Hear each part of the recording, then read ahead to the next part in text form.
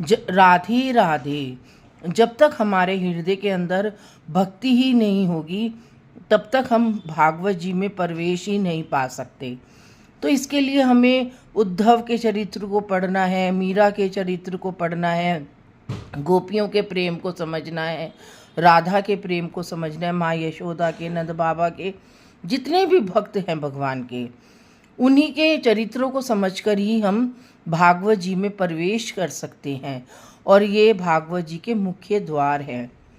आजकल हर कोई भागवत वक्ता भागवत के विषय में तो बताते हैं, लेकिन हमें कैसे प्रवेश करना चाहिए, हमें किन किन तत्वों पे आधारित होकर भागवत जी में प्रवेश करना है, वो उन तत्वों के विषय से नहीं बताते हैं।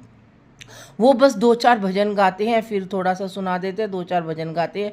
लेकिन संगीतमयी आजकल जो भागवत हो रही है वो संगीतमयी लिखा रहता है कि श्रीमद् भागवत महापुराण संगीतमयी भागवत, यानी कि इसमें संगीत के साथ साथ भागवत का श्रवण कराया जाएगा भक्तों को।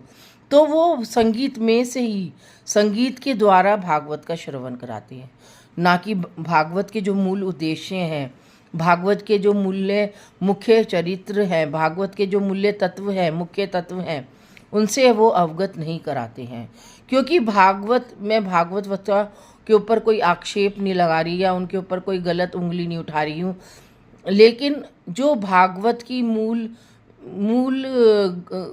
का वो है, भागवत का जो मूल जड़ है, जो जैसे हम कोई पेड़ लगाते हैं तो पहले हम मिट्टी होती है, धरती होती है, सबसे पहले धरती में मिट्टी होती है, मिट्टी पे उपजाऊ मिट्टी होती है, तभी तो हम उस पे फल या पेड़ कोई उगाएंगे। तो हम उस उपजाऊ मिट्टी पे बीज डालते हैं, फिर बीज से उसके अंदर टहनी आती है, फिर टहनी पे फूल आते हैं, पेड़ बनता है, चाहे वो आम का हो, अमरूद का हो, केले का हो, पपीते का हो, अलग अलग तरीके के फल होते हैं। तो ऐसे ही हमारा भागवत ग्रंथ है। भागवत ग्रंथ में अलग अलग विषयों पर भागवत ग्रंथ आधारित है।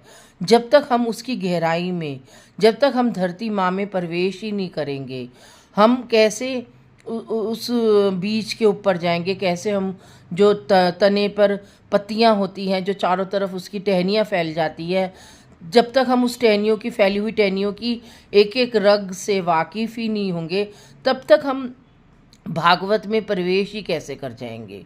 तो ऐसे ही भागवत ग्रंथ है।